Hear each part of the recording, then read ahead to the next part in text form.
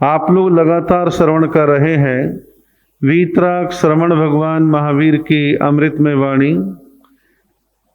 अमृतमय वाणी में भी आप लोग सुन रहे हैं श्री प्रश्न व्याकरण सूत्र के सूत्रों के संबंध में, और एक एक सूत्र की व्याख्या आपके सामने आ रही है। आगे अन्य सूत्रों की व्याख्याओं को आप लोग सुनेंगे। आगे अन्य सूत्र में आगमकार कहते हैं अपरिग्रह संवडेणम लोगम्मि विहिर्यवम। इसका अर्थ अभिप्राय है कि अपने को अपरिग्रह भावना से संवृत कर लोक में विचरण करना चाहिए। ये साधु साध्वियों के लिए सूत्र है। अपने को अपरिग्रह भावना से संवृत, संवृत कहते हैं ढका हुआ, घेरा हुआ, कि अपने आप को अपरिग्रह की भावना से संवृत करके लोक में विचरण करना चाहिए। अब इसका भाव समझिए, इसका भाव क्या है। एक साधु साध्वी है, वो विचरण करता है, वो आपके घर पर गोचरी के लिए पानी के लिए आया तो आप आहार पानी बहरा देते हैं। कदाचित कपड़े की आवश्यकता है तो आप भावना भाते कपड़ा भी बहरा देते हैं। वो आपसे रोजाना नगद मांगने लग जाए, कोई सोना चांदी की डिमांड करने लग जाए, अंगूठी की डिमांड, चेन की डिमांड, ब्रेसलेट की डिमांड करने लग जाए, आपसे कुछ और कीमती चीजें मांगनी शुरू कर दें, तो आपकी भावना तो बिगड़ जाएगी। और बिगड़नी स्वाभाविक है कि साधु तो त्याग का प्रतीक है, लेकिन ये क्या अजीबो गरीब चीजें मांग रहे हैं, इन्हें क्या लेना देना इन चीजों से, ये तो साधु बन गए, ग्रस्त में छोड़ दिया है, इनको इन चीजों की आवश्यकता नहीं है। तो बात भी सही है। तो अपने को अपरिग्रह भावना से संवृत करके लोक में विचरण करना चाहिए। तो जब हम अपरिग्रह की भावना से संवृत होके चलते हैं, यानी अपने आप को अपरिग्रह की भावना से हम कवर्ड करके चलते हैं, तो चारों तरफ जाते हैं लोग विनय पूर्वक वंदना करेंगे, इज्जत करेंगे, नमन करेंगे, मान सम्मान देंगे, गोचरी पानी बहराएंगे, रुकने की व्यवस्था देंगे, सारे काम करेंगे। यदि साधु की प्रवृत्ति ग्रस्तों जैसी हो जाए तो फिर क्या रह गया, फिर मन में यही ख्याल आएगा इनमें और हमारे में क्या अंतर है। और ऐसा कंपैरिजन बहुत सारे लोग करते हैं। कहाँ से करते हैं? किसी और परंपरा के ऐसे साधुओं को देखा, फिर जैन साधु को देखा, कहते हैं एक ये महाराज हैं, एक वो महाराज हैं, वो देखो कैसी कीमती अंगूठियां पहन के महाराज घूमते हैं, कैसी लग्जरी गाड़ियों में घूमते हैं। तो क्वेश्चन मार्क और तुलनाएं तो होनी स्वाभाविक है।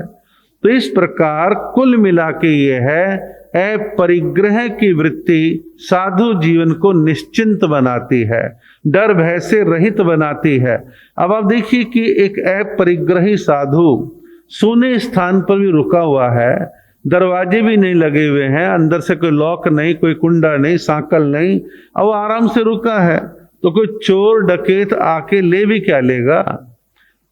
2 जोड़ी 3 जोड़ी कपड़े ले जा भाई, कोई सोना चांदी कीमती सामान तो उनके पास है नहीं। तो एक निश्चिंतता जीवन में आती है। जब निश्चिंतता घटती है तो व्यक्ति को फिक्र लगती है, कोई कीमती सामान तो नहीं है तो कोई ले तो नहीं जाएगा, चोरी तो नहीं हो जाएगा।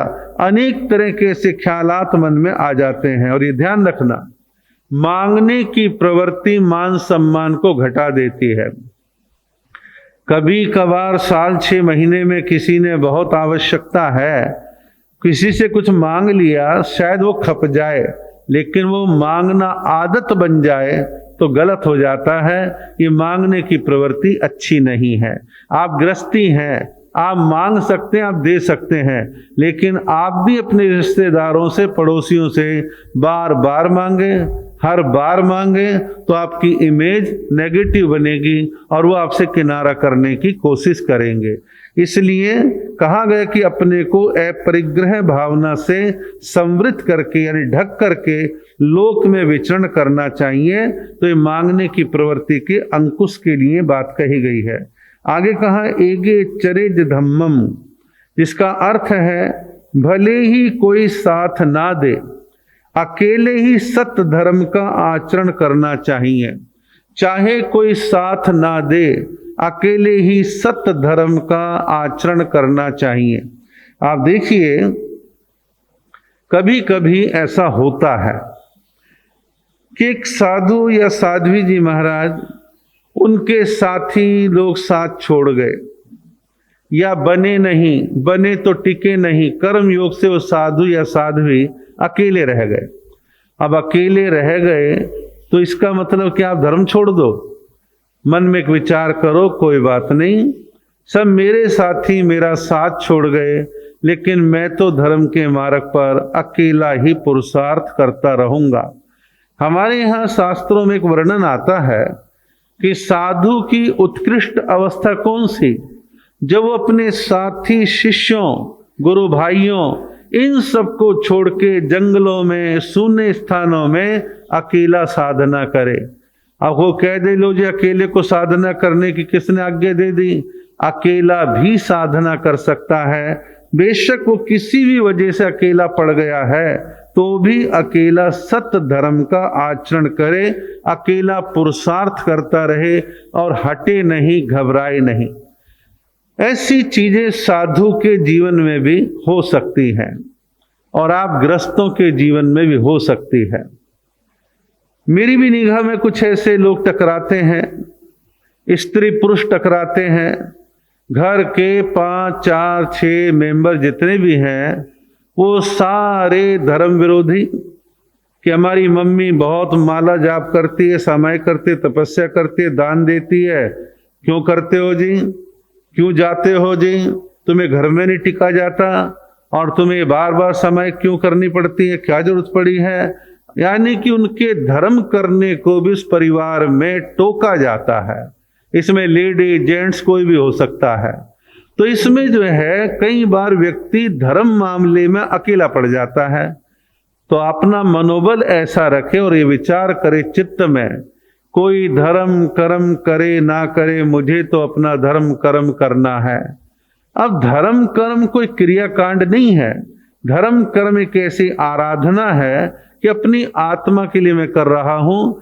मेरा हो सकता है पति धर्म ना करता, हो सकता है पत्नी धर्म ना करती हो सकता है बेटा बहू पोता पोती धर्म ना करते हो, ना करें सो ना करें। मैंने तो बहुत प्रेरणा दे दी, लेकिन मैं तो अपना धर्म ध्यान नहीं छोड़ूं, मैं अच्छे मार्ग पर चलूं। कई बार बेईमान लोगों का बहुमत ज्यादा होता है, ईमानदार एक अकेला रहता है। वो अकेला ईमानदार भी सोचे कोई बात नहीं, इन्हें सबको रिश्वत खानी है, खाने दो, इन्हें भ्रष्टाचार करना है, करने दो, मैं तो न्याय नीति के मार्ग पर अकेला ही चलूंगा। और कविंद्र रविंद्र ने, यानी रविंद्रनाथ टैगोर जी ने कहा था, एकला चलो रे। एकला चलो रे जो उनकी कविता है बड़ी फेमस है। तो एकला चलो रे जो बंगाली में लिखी थी, बाद में हिंदी ट्रांसलेशन उनके आ गए, उसमें उनकी प्रेरणा ही थी, आप यदि अच्छे हैं, सच्चे हैं, ईमानदार हैं, प्रामाणिक हैं, तो आप अकेले ही भिड़ जाओ, लड़ जाओ, चल जाओ और आप अपने मनोबल को डाउन मत होने दो। आप अपने पथ पर, मर्यादा पर निरंतर लगे रहिए, अपना काम करते रहिए। लेकिन कुछ लोगों का हौसला अकेला पड़ जाने पर टूट जाता है, मायूस हो जाते हैं कि सब रोकते हैं, सब टोकते हैं, और रुकने वाले कई कारणों से रुकते हैं। मनोबल टूट गया तो रुक जाते हैं, कोई उनको मानसिक रूप से टॉर्चर कर रहा है तो रुक जाते हैं, और कभी कभी अकेले पड़ जाने की झुंझलाहट में छोड़ देते हैं।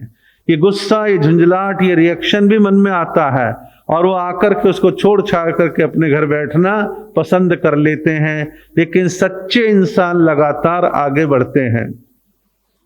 महात्मा गांधी दक्षिणी अफ्रीका से जब आने के बाद भारत के हालात तो उनको पहले से मालूम था भी यहाँ क्या कुछ चल रहा है और अंग्रेज क्या कुछ जुल्म अत्याचार कर रहे हैं, सब उनको मालूम था।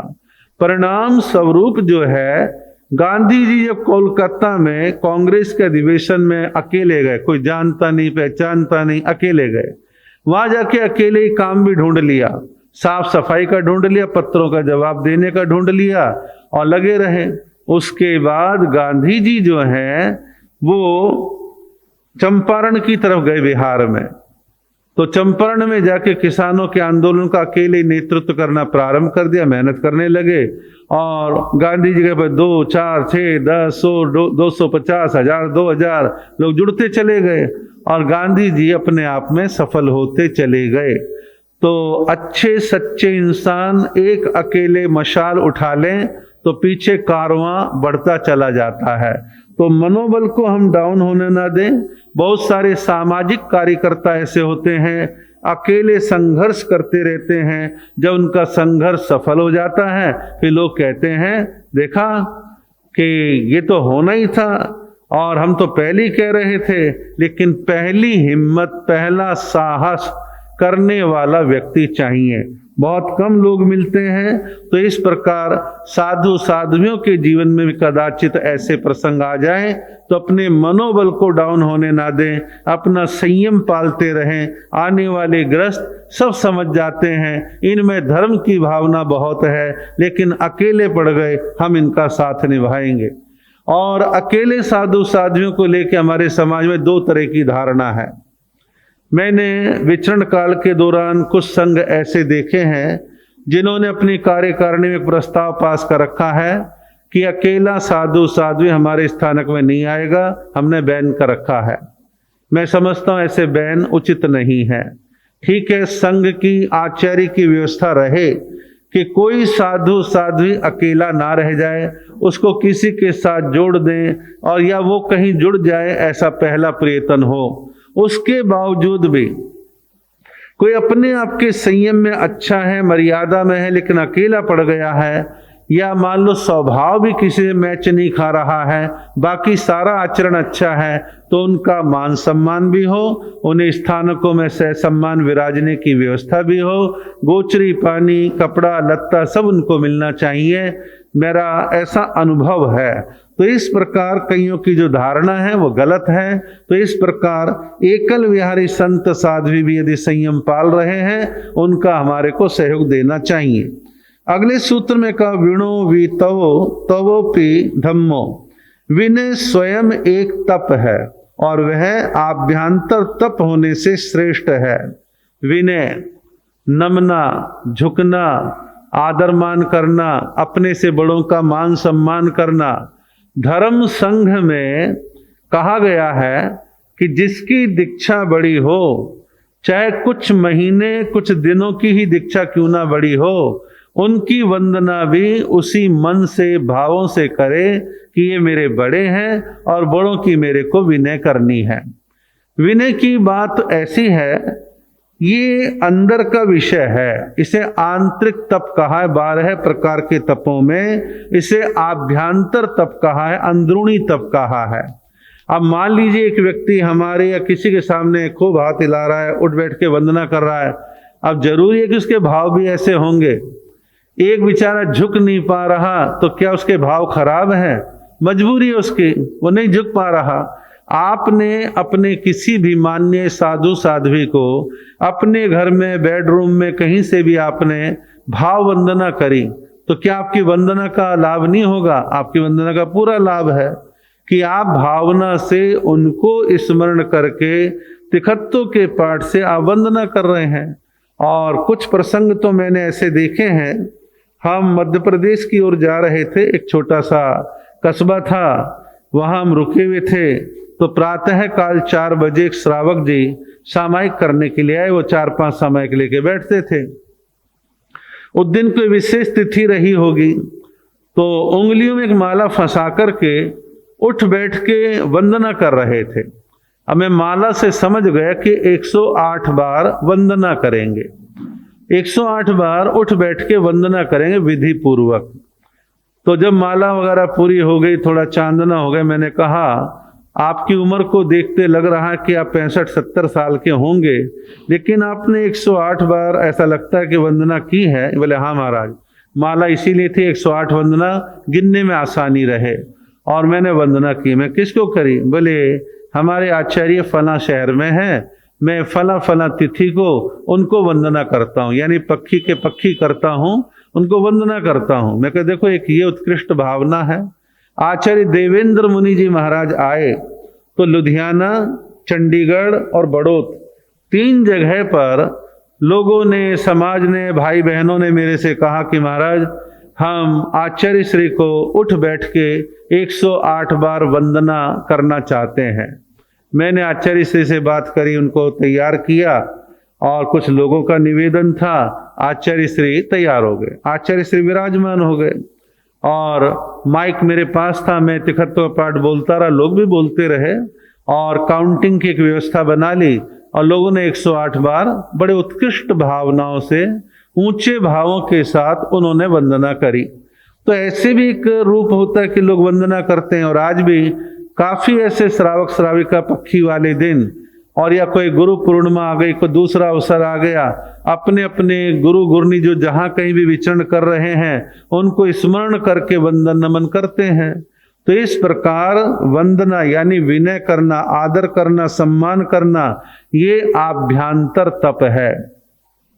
साधु समाज में बड़ों को वंदना करने का विधान है और कहीं इसमें लापरवाही होती है तो कई बार गुरुजन छोटों को टोक देते हैं, तुमने वंदना नहीं करी, उनको करनी चाहिए, जाओ जाके वंदना करके आओ। प्रमाद नहीं करना, आलस नहीं करना, यथा काल वंदना करनी।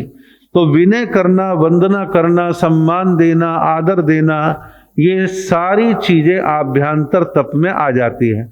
अब खाली वंदना ही नहीं है, वंदना के अलावा देखो शारीरिक मजबूरी एक अलग चीज है, कुछ सेकंडों में पता नहीं चला एक अलग बात है, लेकिन पता होते सोते अपने गुरुजन बड़ी दीक्षा वाले गुजर रहे हैं पास में से या खड़े हैं और व्यक्ति सामने ठूंठ की तरह बैठा है तो अच्छा नहीं लगता।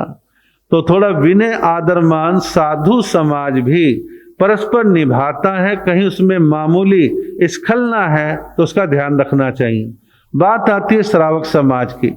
श्रावक समाज साधु साध्वियों को वंदना करता ही है, लेकिन कभी कभी कुछ प्रतिशत लोगों में थोड़ी अकड़, संप्रदायवाद का असर कि हम तो फला संप्रदाय के हैं, हम तो अपनी संप्रदाय वाले महाराज को ही वंदना करते हैं, ये तो दूसरी संप्रदाय के हैं, इन्हें क्या वंदना करनी है, ऐसे ख्यालात मन में पाल करके लोग बाग वंदना करने में कटौती कर जाते हैं। ऐसा नहीं करना चाहिए, विनय भाव रखना चाहिए। ये विनय जहाँ साधु समाज में आवश्यक है वहाँ आप गृहस्थों में भी आवश्यक है।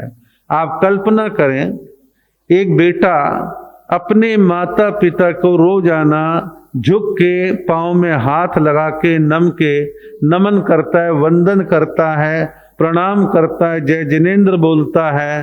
कदाचित माता पिता के मन में कोई झुंझलाहट आ भी रही हो तो उसको बड़े प्यार से कहेंगे, बेटा ऐसे कर लो, ऐसा ठीक रहेगा।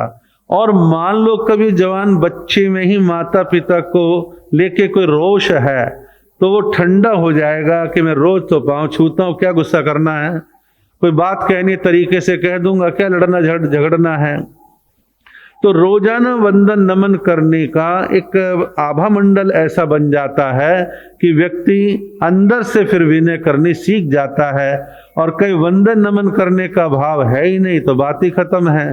तो इसलिए विनय जो है आंतरिक तप कहा है और ऐसा तप साधु साध्वी श्रावक श्राविका सबके जीवन में अच्छा है। और विनय के साथ साथ विनम्रता भी आ जाती है।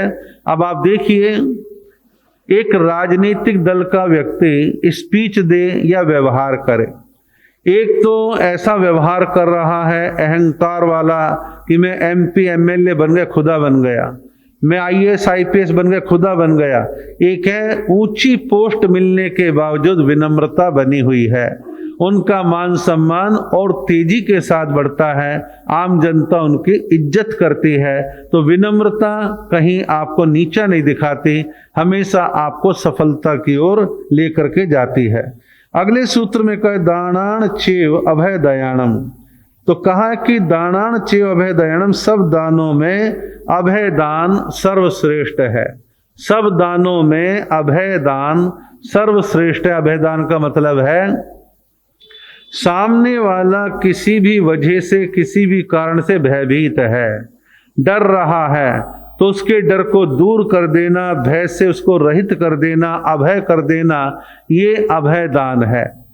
किसी व्यक्ति को किसी भी वजह से मौत नजदीक दिखाई दे रही है, लेकिन आपने अपने ज्ञान से, आपने सहायता से, किसी भी युक्ति से उसके डर भय को निकाल दिया और उसे निर्भय कर दिया। आप कल्पना करो, उससे पूछो भैया कैसा महसूस हो रहा है, कहता कमाल है, आपने नया जीवन दे दिया। मैं तो बहुत डर गया था, मैं तो बहुत परेशान था। और ये सुसाइड करने वाले लोग जो होते हैं वो कई बार अंदर से इतना डर जाते हैं, भयभीत हो जाते हैं कि भय उनको खा जाता है और मर जाते हैं, आत्महत्या कर लेते हैं। हालांकि वो पूर्णतः भय की बात भी नहीं और है भी। अभी दिल्ली की रंगपुरी कॉलोनी के अंदर एक व्यक्ति जिसकी 4 बेटियां छोटी ही थी और चारों को मार के खुद भी मर गया, क्योंकि चारों बच्चियां विकलांग थी, हैंडीकैप थी और पत्नी पहले मर चुकी थी। अब रोजाना बेचारा बच्चियों को संभाले, 4 को संभाले। एक आध हैंडीकैप हो तो चलो बच्चों को आपस में संभाल लेते हैं, बड़ा भाई बहन दूसरों संभाल लेता, लेकिन नहीं। परिणाम ये निकला कि वो व्यक्ति इतना डर गया, भयभीत हो गया, क्या भविष्य होगा। आज चारों तरफ रेप के केस हो रहे हैं, मैं कब तक इनके पास रहूंगा, काम नहीं करूं तो मरा, काम पे जाऊं तो मरा, इनको कौन संभालेगा, क्या होगा। और उसने खुद भी आत्महत्या कर ली, बच्चियों को मार दिया और केस बन गया। ऐसा पुलिस का मानना है कि बच्चों की वजह से उसने कुछ ऐसा किया। तो ऐसी बहुत सारी घटनाएं हैं, लेकिन भाव ये है जीवन में जब हम अभय होते हैं, निर्भय होते हैं, शांत होते हैं, तो हम आराम से जीवन जीते हैं। जब कई कारणों से डरे हुए रहते हैं तो हम साधना हो, व्यापार हो, कुछ नहीं कर पाते, मन में भय सताता रहता है, क्या होगा, कैसे होगा, आदि आदि बहुत सारी बातें हैं। तो किसी को हम अपने तरीके से अभय दान दे दें, निर्भय कर दें, तो उसे बड़ी भारी राहत मिलती है। हम अपनी वजह से किसी को भयभीत ना करें। आगे कहा है तहा भूतम व जहाँ से जाया य भवती नय भवती विभवो न भणंसा न धम्मस। कहा कि ऐसा हित मित भोजन करना चाहिए जो जीवन यात्रा एवं संयम यात्रा के लिए उपयोगी हो सके और जिससे न किसी प्रकार का विभ्रम हो और ना धर्म की भ्रंश ना हो। इसका भाव समझिए। हम भी आहार करते हैं, आप भी आहार करते हैं, हम सब खाते हैं। तो कहा है आगमकारों ने हमें ऐसा हितमितकारी भोजन करना चाहिए। हितकारी यानी हमारे स्वास्थ्य के अनुकूल, मित यानी मर्यादा में, कम मात्रा में, उचित मात्रा में हमें भोजन करना चाहिए।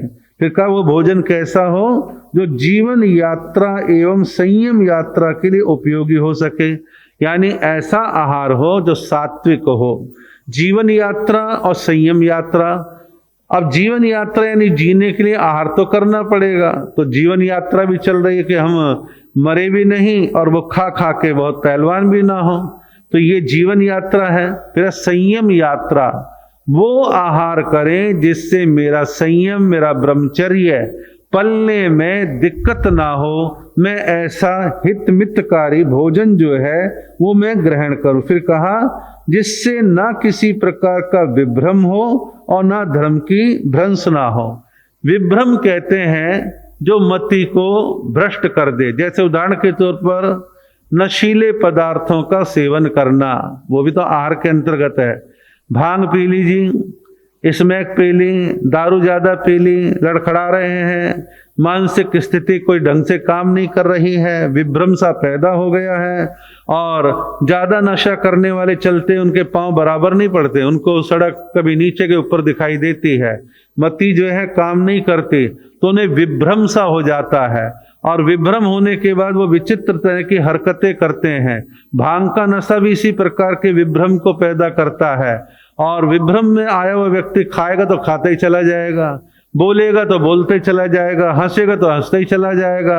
इस तरह की स्थिति विभ्रम की होती है। फिर कहा ने धर्म की भ्रंश ना हो। भ्रंश ना कहते हैं बुराई, निंदा।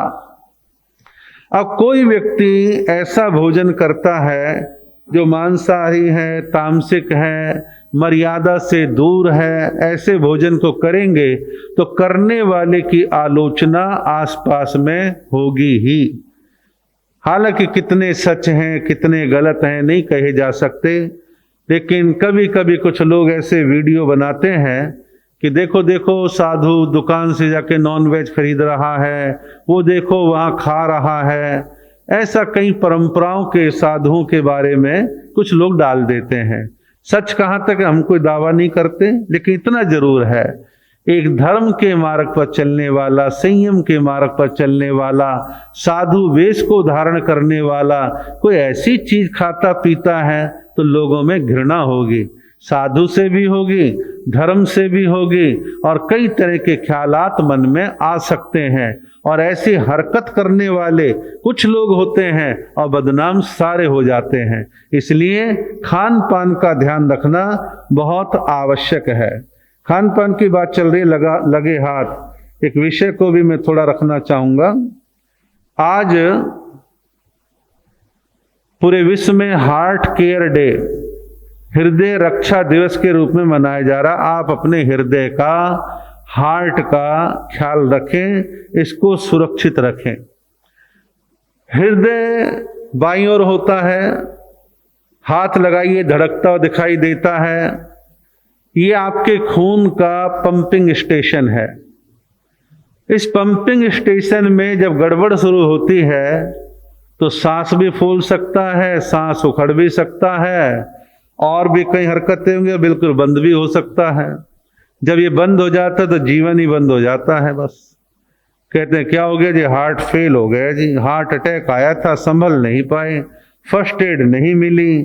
तो ये हार्ट जो है बड़ा महत्वपूर्ण पार्ट है बॉडी का। हालांकि और भी पार्ट बड़े महत्वपूर्ण हैं, लेकिन हार्ट भी अपने आप में बड़ा महत्वपूर्ण है। इसमें बाधा कब आती है? बाधा आती है कोलेस्ट्रॉल के द्वारा। कोलेस्ट्रॉल कैसे बनता है?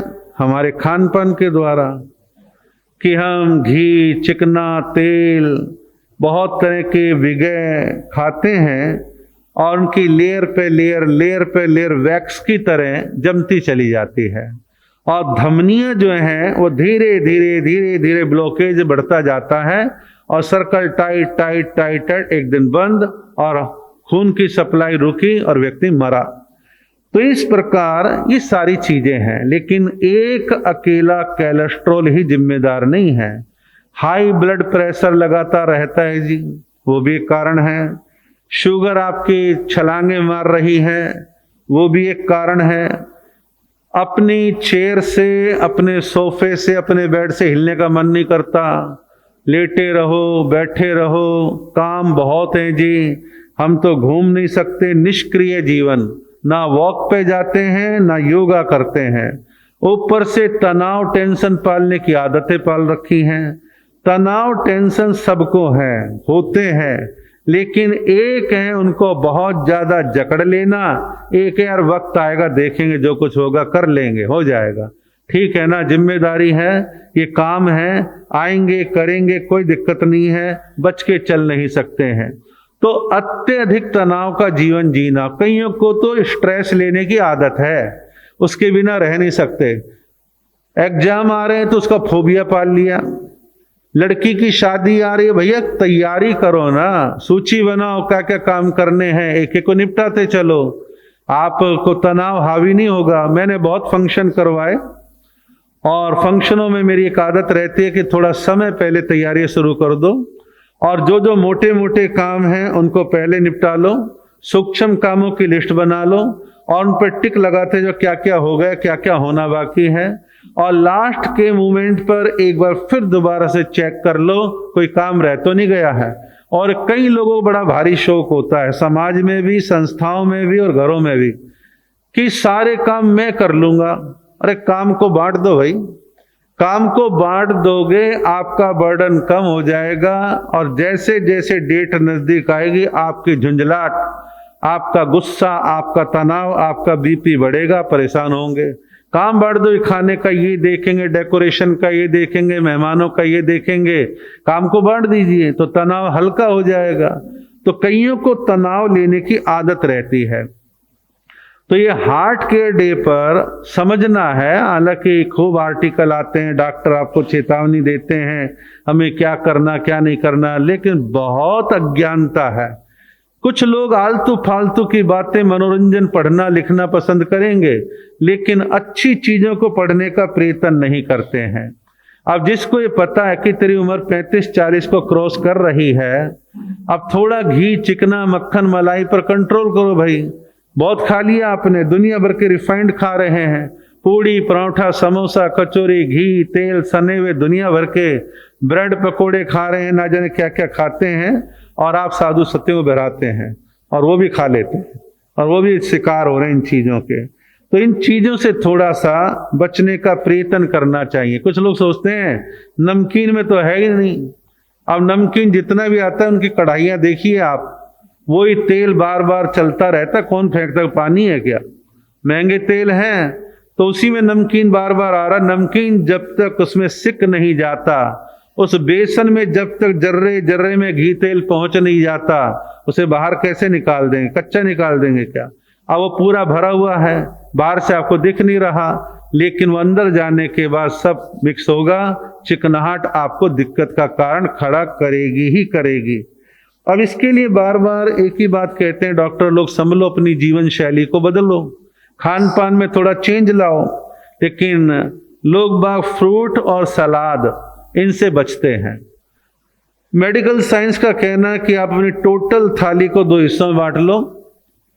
एक प्लेट आपकी फ्रूट और सैलेड की हो, जो पहले खाओ, और रोटी, दाल, चावल, साग, सब्जी, घी, तेल, ये सब बाद में खाओ, जिससे मात्रा ठीक ठाक सी हो जाएगी। पहले वो खींच लिए तो आपसे फ्रूट खाए नहीं जाएंगे। तो पहले फ्रूट और सैलेड खाओ, उसके बाद अपना बाकी का आहार खाओ, तो आप थोड़े से संभले रहेंगे, अन्यथा परेशान होंगे। धर्म दृष्टि से अंकुरित अनाज के मामले में कंट्रोवर्सी हो सकते हैं। मेडिकल साइंस कहता है अंकुरित दालें, अनाज आपके हेल्थ को अच्छा बनाने वाले हैं। नाश्ते में स्प्राउट के रूप में आप अपने आप खाओ, बच्चों को खिलाओ, पति को खिलाओ, सबकी सेहत अच्छी रखो। ये सेहत सुधारने का डिपार्टमेंट यहाँ है महिलाओं का। जैसा किचन में बनाओगे वैसे जेंट्स लोग खाएंगे, लेकिन कभी कभी कुछ चटोरापन इधर भी होता है, फरमाइश होती है, फिर आप कहते हैं चलो ठीक है, क्या करना है। थोड़ा सा घर के एक वातावरण को ठीक करें, खान पान अच्छा बनाएं जो हेल्थ को अच्छा करे। ओनली गेहूं के ऊपर सारा जोर ना दें। गेहूं के साथ साथ दूसरे तरह के जो अन्य अनाज आते हैं, मोटे अनाज जिनको बोलते हैं, उनका भी प्रयोग चलता रहे, ऐसा विशेष तौर पर ध्यान रखना चाहिए। और 2 काम करने का हर संभव सब व्यक्तियों को प्रयास करना चाहिए। 1 घंटा योगा करो, आधा घंटा घूमो, 6000 स्टेप। आजकल ये काली काली घड़ियां आपके हाथों में खूब आ गई हैं, लेकिन बस शोबाजी है, उनका पालन कोई नहीं करता। कितने स्टेप चले, कितना क्या है, कोई ध्यान नहीं रखता। तो इसमें 6000 स्टेप आपको काउंट करने चाहिए कि हमारी सेहत के लिए इतने स्टेप हमारे को चलने हैं। अन्यथा हार्ट के डॉक्टर, कार्डियोलॉजिस्ट खूब आ रहे हैं पढ़ लिख करके आपके लिए, आपको हार्ट में छल्ले डालेंगे, आपको बाईपास सर्जरी करेंगे और आपको आश्वासन देंगे, बढ़िया दवाइयाँ चलेंगी 4-5 तरह की। उनसे बचने के लिए अपनी सेहत को सुधारें। हार्ट के डे का भाव भी यही है, और ये सूत्र भी कुछ खान पान के बारे में ऐसा आ गया था। एक आध सूत्र और मैं कहूँगा, समय ये जे सब पाण भूतेषु सेहु समणे। जो समस्त प्राणियों के प्रति संभाव रखता है वही वस्तुतः श्रमण है। श्रमण साधु, साधु वह है जो समस्त प्राणियों के प्रति समता भाव, समभाव रखता है। अब साधु यदि ये पाल ले कि ये इस धर्म के लोग हैं, इस परंपरा के लोग हैं, ये मेरे प्यारे हैं, ये मेरे खारे हैं, साधु का लक्षण नहीं है।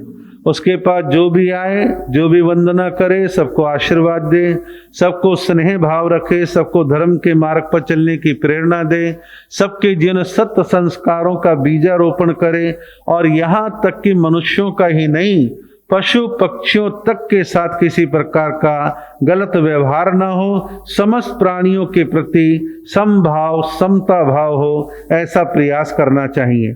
अगले सूत्र में कहा है, पोखर पत्तम निरुव लेवे आगासम चेव निरवलंबे।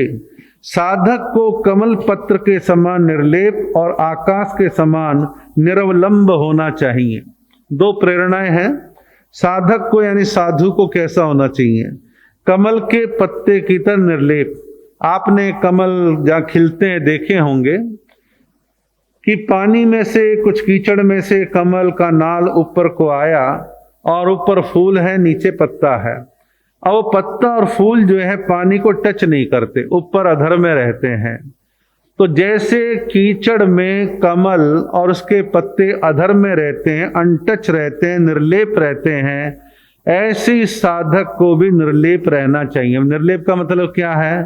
राग, मोह, ममता, आसक्ति को ना पाले, किसी वस्तु का मोह ना पाले, किसी व्यक्ति का ना पाले, किसी स्थान का ना पाले, सहज रूप से चलता रहे। ठीक है, कुछ लोग धार्मिक होते हैं, सेवा भावी होते हैं, हमारी निगाह उनके प्रति विनम्र सी बन जाती है, लिहाज वाली बन जाती है, लेकिन इसका मतलब नहीं औरों से घृणा करें। वो बिल्कुल निर्लिप्त रहे, आसक्त ना हो, और ऐसे संबोधन साधु ना बोले जो सांसारिक व्यक्तियों जैसे होते हैं। जैसे कोई साधु साध्वी अपने दीक्षा लेने के बाद बार बार धर्म भाई, धर्म बहन, धर्म भाई, धर्म बहन बनाने का धंधा ही शुरू कर दे, क्या मतलब है? आपने अपने भाई बहन छोड़ दिए, सब श्रावक श्राविकाएं सहज रूप से रहिए। और किसी युवा श्रावक से थोड़ा लगाव हो गया, उनकी वाइफ को भाभी जी कहने लग जाए, क्या है? साधु साधियों को ऐसे संबोधन शोभाजनक नहीं देते। यहाँ तो एक ही है, श्रावक श्राविका है, हमारे समाज के लोग हैं, धर्मनिष्ठ लोग हैं, पर्याप्त है। इससे ज्यादा आसक्तियां, लगाव पालने की कोई आवश्यकता नहीं है। और ऐसा भी ना कहे आपका और हमारा तो खुला खाता, हम तो घर जैसे हैं, तो फिर घर छोड़ के आने की जरूरत है? घर जैसे हैं तो घर जैसे हैं, इस प्रकार का व्यवहार ना करें। एक उचित दूरी, एक मर्यादा बना करके चले। फिर कहा आकाश के समान निरवलंब होना चाहिए। आकाश को किसी ने बल्ली, खंभे, पिलर लगा के सपोर्ट दे रखा है क्या? आकाश तो अपने आप ऊपर आकाश में स्थित है।